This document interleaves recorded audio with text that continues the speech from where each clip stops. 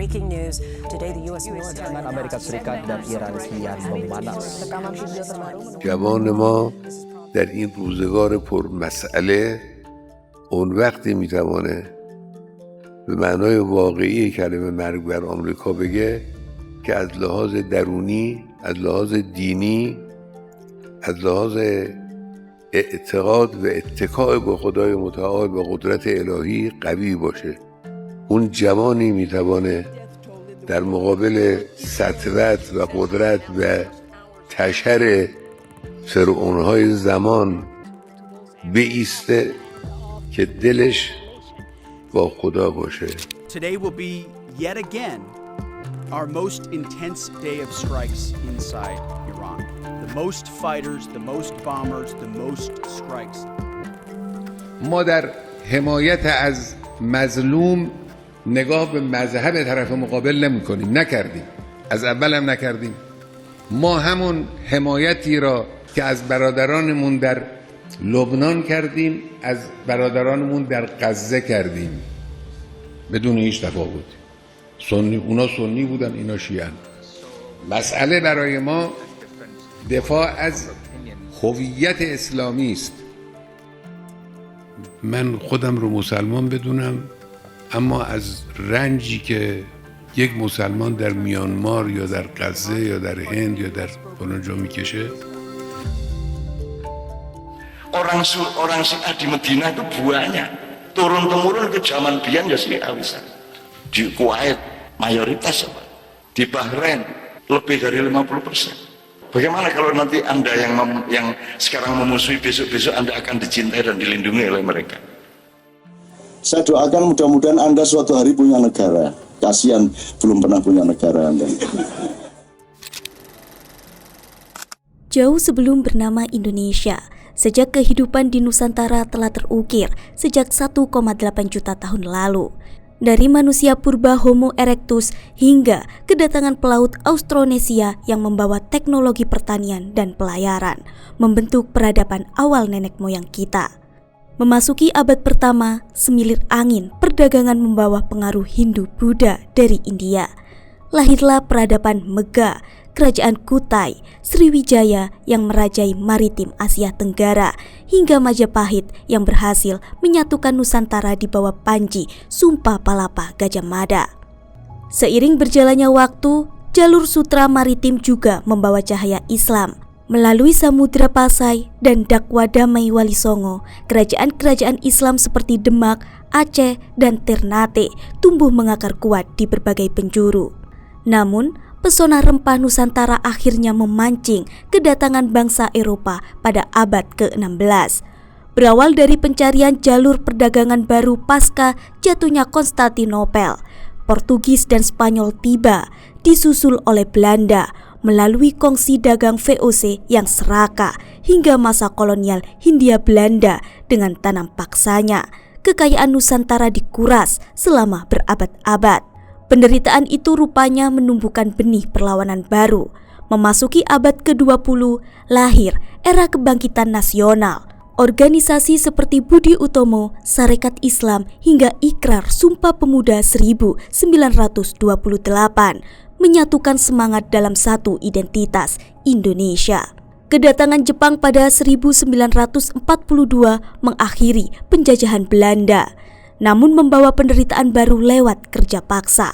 Meski begitu, pendudukan militer Jepang secara tak sengaja melatih kemandirian pemuda kita untuk mengangkat senjata. Hingga akhirnya saat Jepang menyerah pada sekutu di tahun 1945, peluang itu direbut. Pada 17 Agustus 1945, Soekarno dan Hatta memproklamasikan kemerdekaan secara formal. Lewat pertumpahan darah, perjuangan fisik, dan diplomasi panjang selama 4 tahun, dunia akhirnya mengakui kedaulatan penuh Republik Indonesia pada Desember 1949. Sebuah perjalanan panjang jutaan tahun yang bermuara pada merdeka secara formal.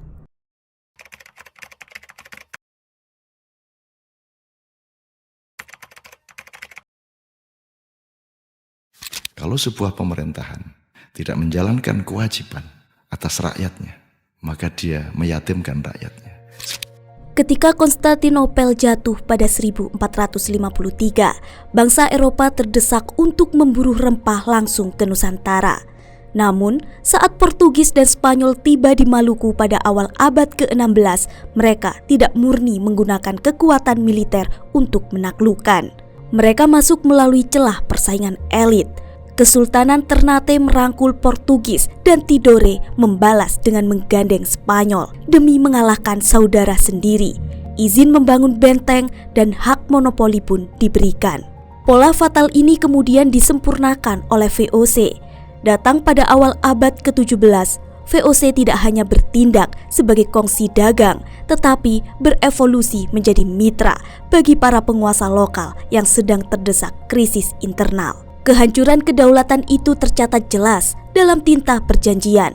Di Sulawesi, Kesultanan Goa diikat melalui perjanjian Bunggaya. Di Tanah Jawa, tragedi kekuasaan berulang. Demi menumpas pemberontakan dan mengamankan tahta, para penguasa Mataram mulai dari Amangkurat II hingga Pakubuwono II secara sadar meminta bantuan militer VOC. Harganya sangat mahal, wilayah pesisir utara diserahkan. Hak monopoli diberikan hingga kedaulatan kerajaan digadaikan melalui tanda tangan demi stabilitas kekuasaan sesaat. Puncaknya, VOC bertindak seolah menjadi penengah yang adil, namun justru memecah belah Mataram lewat perjanjian Giyanti dan Salatiga. Tidak ada lagi kekuatan utuh yang mampu melawan. Pada tahun 1799, korupsi dan kebangkrutan memang menghancurkan VOC dari dalam. Namun, struktur dominasi dan ketergantungan sudah terlanjur mengakar kuat, siap dilanjutkan oleh pemerintah kolonial Hindia Belanda. Sejarah ini meninggalkan satu alarm peradaban yang bergaung hingga hari ini, di mana penjajahan tidak selalu datang dengan mendobrak pintu secara paksa. Seringkali ia justru dipersilahkan masuk oleh tuan rumahnya sendiri. Inilah wajah asli invite colonialism, sebuah ironi di mana kedaulatan tidak dirampas melainkan diserahkan.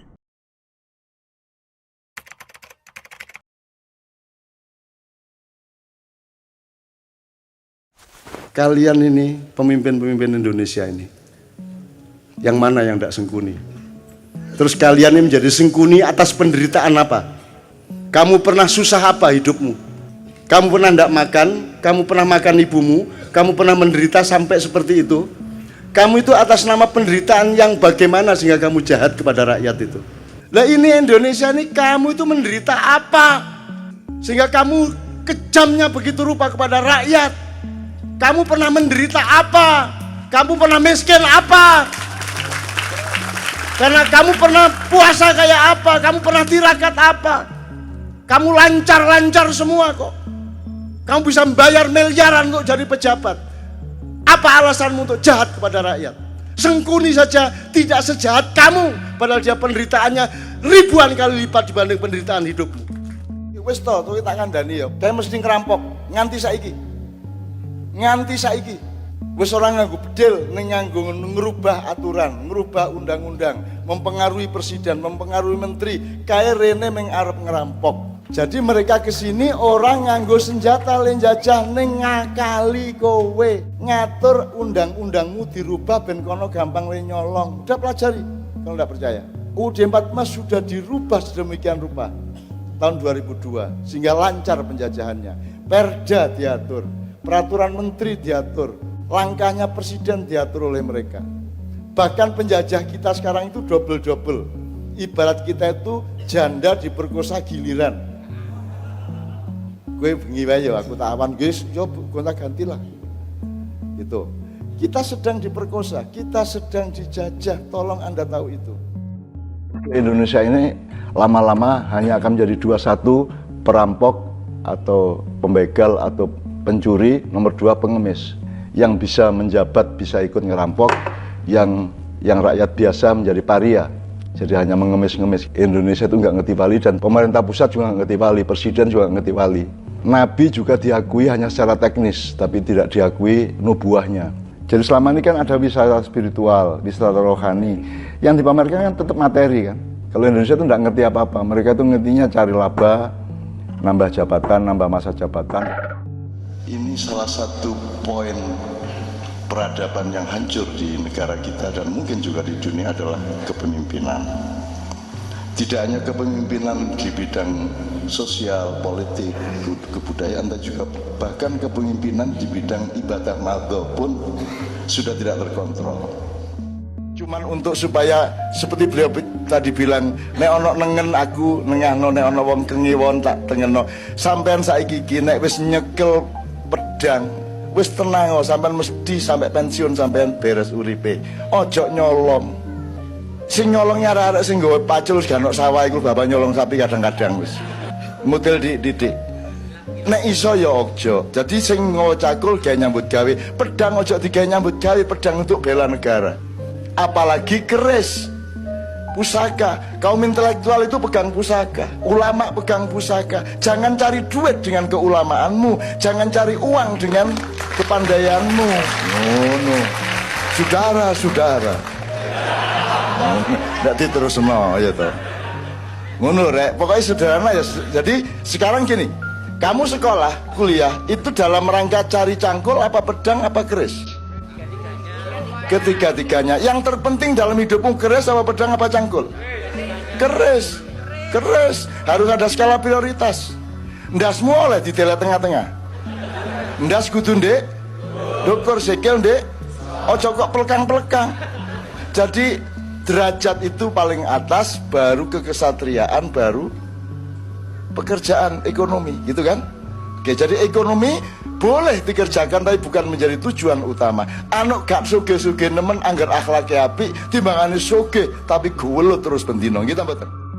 Dan Presiden Indonesia, Gubernur Indonesia haruslah seorang negarawan tingkat dunia yang mengerti dunia. Kamu tidak ngerti Indonesia kalau tidak ngerti dunia. Kamu tidak mengerti Indonesia kalau kamu tidak memahami apa yang dilakukan dunia kepada Indonesia. Kamu itu diapusi. Nek kon gak diapusi bangun ya apa kon? Maka seorang pemimpin Indonesia haruslah seorang ilmuwan, filosof, budayawan, diplomat tingkat dunia. مسئله اساسی بنده مسئله امت اسلامی است. من سالهاست بر روی واژه امت اسلامی بالخصوص متعمداً تکیه میکنم که ما فراموش نکنیم که یک امتیم. بله، بعضی ایرانی هستیم، بعضی عراقی هستیم، بعضی شامی هستیم و غیر ذالک، لکن این مرزها حقیقت امت اسلامی رو تغییر نمیده. همه سعی دشمنان اسلام این بود است که ما رو نسبت به هویت واحده‌ای که اسمش امت اسلامی است بی‌تفاوت کنه. این نمیشه که من خودم رو مسلمان بدونم اما از رنجی که یک مسلمان در میانمار یا در غزه یا در هند یا در فلان جا میکشه خودم رو غافل بدونم. این امکان نداره. این خلاف تعالیم اسلامی و اصول اسلامی است. ممکنه شما به شخصک نتونید یک کاری به کمک او انجام بدید، اما همدلی و همدردی یک حقیقتی است. این باید وجود داشته باشه. Jadi umat Islam itu sangat minoritas di Indonesia. Nah, kita terseret oleh cara berpikir kuantitatif seolah-olah umat Islam itu mayoritas di Indonesia. Karena berpikirnya jumlah, bukan berpikir kemampuan dan fungsi. Padahal orang modern mengatakan yang penting itu fungsi. Tapi pada saat yang sama kita ditipu seolah-olah kita ini mayoritas, padahal kita sangat minoritas. Kalah wacana, kalah segala macam. Makanya tadi kiainya Pak Muzamil tadi yang dari barat tadi mengatakan ngopo nek ora perang, wae kono kabeh, polisi wae kono, pemerintah wae kono, arep pengadilan hukum piye, hukum ya wae kono, hakim ya wae kono. Ngono dia ngomongnya. Kabeh wae kono, mesti kalah kene nek nganggo cara ngono kuwi, perang wae. Terus aku wis matur Kanjeng Nabi, niki nek perang menang napa kalah? Menang. Carane piye? Terus ndak saya omongkan carane piye. Terus disebut caranya begini, perang di malam hari tadi itu. Dunia telah berubah. Penjajahan tidak lagi selalu datang melalui kapal perang dan pendudukan wilayah. Hari ini, berbagai pusat kekuatan dunia berlomba memperjuangkan kepentingan nasionalnya melalui ekonomi, teknologi, investasi, dan pengaruh global. Persaingan tidak lagi hanya melalui militer, tetapi melalui modal, data, teknologi, regulasi, kecerdasan buatan, dan rantai pasok dunia. Namun, benarkah seluruh persoalan datang dari luar?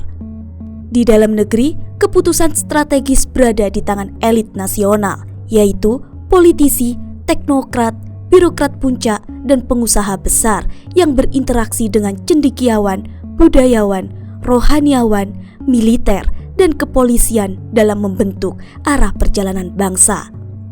Indonesia adalah negara dengan penduduk muslim terbesar di dunia. Mayoritas dalam jumlah, tetapi besarnya jumlah belum selalu berarti nilai-nilai Islam menjadi dasar utama dalam menentukan arah kebijakan bangsa. Islam hadir kuat dalam kehidupan masyarakat, namun dalam banyak ruang strategis, ekonomi, teknologi, pendidikan, regulasi, dan tata kelola negara, nilai-nilai Islam belum sepenuhnya menjadi tata nilai yang membimbing pengambilan keputusan.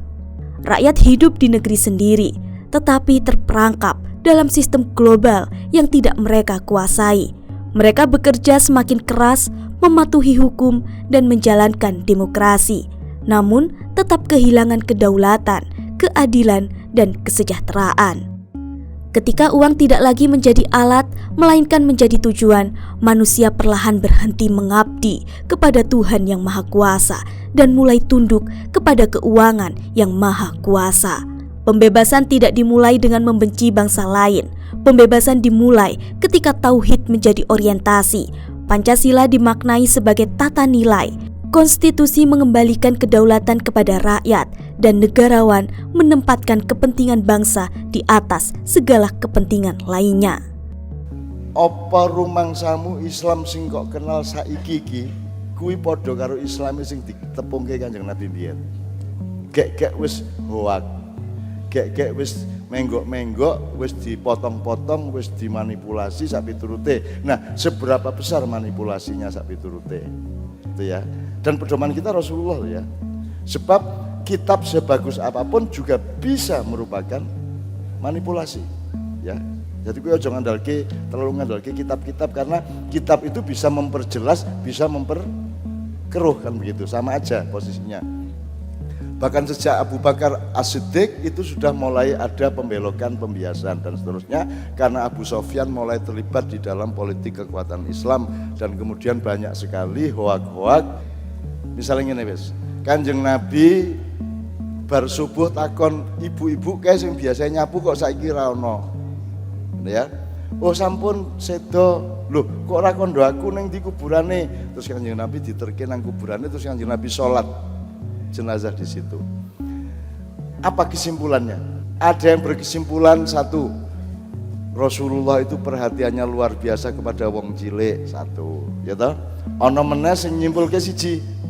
Oh jebul entuk ya nyembayangin ning kuburan. Tuh. Jadi ada yang mengambil hukumnya, ada yang mengambil kelembutan sosialnya, ada yang mengambil macam-macam. Nah, ketika Islam datang ke kita sekarang ini, dikenalke oleh ustadz, guru, sak piturute, ulama, kiai dan seterusnya, kuwi Islam sing endi? Islam sing kelembutan Rasulullah ataukah Islam yang dibiaskan hanya menjadi hukum? Reformasi 1998 telah melahirkan kebebasan dan demokrasi elektoral, mengubah wajah konstitusi kita melalui 4 kali amandemen. Namun, perubahan itu menyisakan satu lubang besar. Lembaga negara bertambah, namun rakyat justru semakin hilang dari arsitektur kekuasaan. Rakyat diakui sebagai pemegang kedaulatan, tetapi kedaulatan itu seolah menguap setelah suara diberikan di bilik suara. Konstitusi tidak urusan sama lamanya hukuman, beratnya hukuman. Konstitusi urusannya cuman satu hal, bener apa salah, minggu itu. Jadi kalau pemilu, pemalsuan suara 1 apa 1000 apa 1 juta sama hukumnya dalam konstitusi, betul enggak? Kalau berdasarkan rumusan ini, sah apa tidak pemilu kemarin? Loh, tapi kan kedua-duanya memalsukan, betul enggak? Apa meneh kedua-duanya? Wong siji memalsukan we batal. Cara berpikir kita itu sangat permisif dan memanipulasi kebenaran kebaikan sedemikian rupa. Sebagai jalan keluar, Sekolah Negarawan menggagas perlunya amandemen kelima Undang-Undang Dasar 1945. Ini bukanlah upaya romantis untuk kembali ke masa lalu, melainkan sebuah pencarian untuk menemukan bentuk sejati dari negara rakyat. Amandemen kelima dirancang untuk menjawab tantangan dunia yang tidak pernah dibayangkan oleh para pendiri republik, yaitu perang pengetahuan, penguasaan kecerdasan buatan, AI, kedaulatan data, hingga tata kelola sumber daya strategis. Konstitusi kita harus memastikan bahwa rakyat tidak lagi direduksi sekedar menjadi pemilih dalam pemilu, konsumen di pasar digital, atau wajib pajak bagi negara administrasi. Rakyat harus dikembalikan kedudukannya sebagai pemilik. Negara membutuhkan struktur yang menghubungkan kehendak rakyat dengan haluan jangka panjang bangsa. Haluan yang tidak mudah dibongkar pasang hanya karena pergantian pemerintahan. Melalui amandemen kelima yang ditopang oleh tata nilai yang luhur, kedaulatan rakyat, musyawarah, dan keadilan ekonomi, akhirnya dapat menemukan tubuh konstitusionalnya yang nyata. Sebab perubahan sebuah bangsa tidak dimulai dari perebutan kekuasaan, melainkan dari penyelamatan nilai yang mengembalikan negara ke pangkuan rakyatnya. اینها پیام‌های انقلاب ماست. نه فقط به آنان که گوش خود را آماده شنیدن نگه داشته‌اند، بلکه به همه آنان که می‌توانند حجاب‌های شنیدن را کنار زنند و به قضاوت عادلانه روی آورند. متشکرم. Tahun 1979 menjadi titik balik dalam sejarah Iran. Sebuah konstitusi baru mengakhiri ribuan tahun sistem monarki dan melahirkan Republik Islam Iran.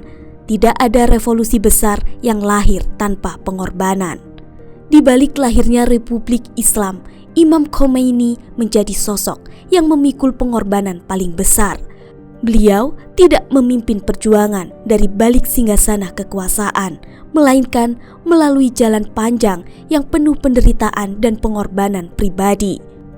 Beliau mengorbankan kebebasannya. Selama 15 tahun, Khomeini menjalani kehidupan dalam pengasingan, berpindah dari Turki ke Irak hingga akhirnya menetap di Prancis. Jauh dari kampung halaman, beliau tetap menyuarakan perlawanan meski harus hidup dalam keterbatasan. Beliau juga mengorbankan darah dagingnya sendiri di tengah masa pengasingan. Putra sulungnya, Mustafa Khomeini, meninggal dunia secara misterius. Kehilangan itu menjadi luka mendalam yang harus ia tanggung di tengah perjuangan yang belum usai. Bukan hanya itu, Khomeini juga mengorbankan kenyamanan hidupnya. Sebagai seorang ulama, beliau dapat memilih menjalani kehidupan yang tenang.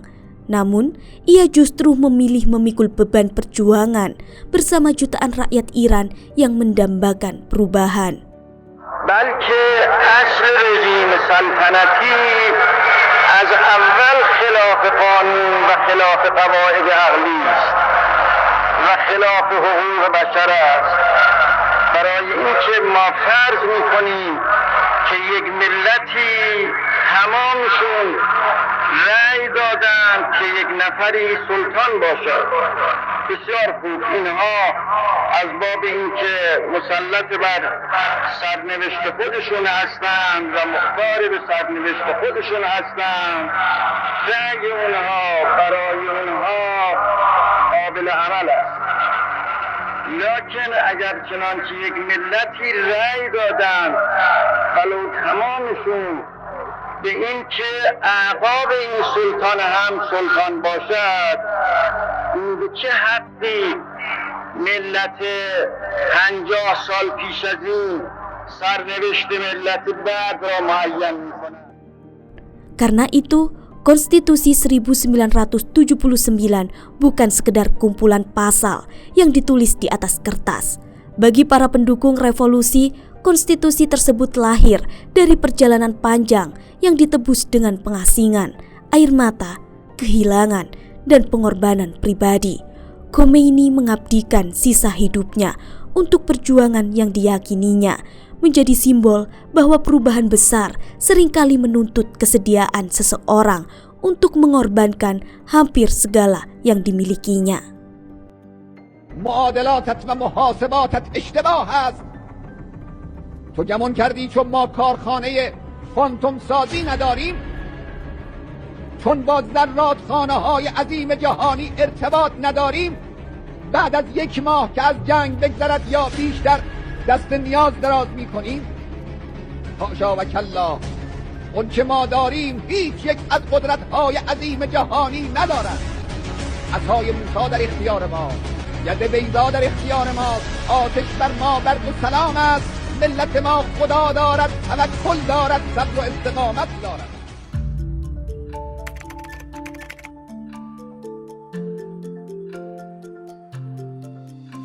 Ini sahabat saya yang paling tidak saya pahami. Tapi saya paham semua yang beliau omongkan tadi sangat bagus. Yang saya tidak paham adalah kok ngomong ngunu si arek iku ngono. Kok bisa-bisanya ngomong gitu loh. Saya memperhatikan secara ilmu musik ya. Beliau tadi nyanyinya tuh, Pak Prabowo nyanyi hanya satu lagu yang cocok untuk beliau, yaitu Maju Tak Gentar. Mesti cocoknya iku. Nek sing iku mah rodok terlalu lembek. Kopassus kok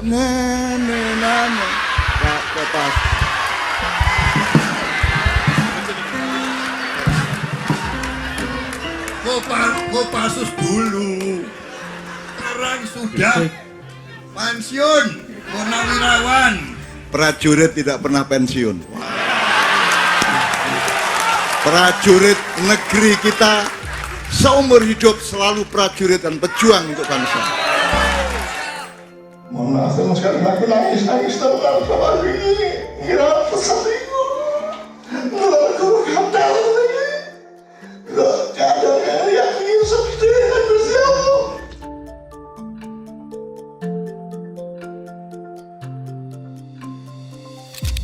بسم الله الرحمن الرحيم. يا مقلب القلوب والأبصار، يا مدبر الليل والنهار، يا محول الحول والأحوال، حول حالنا إلى أحسن الحال.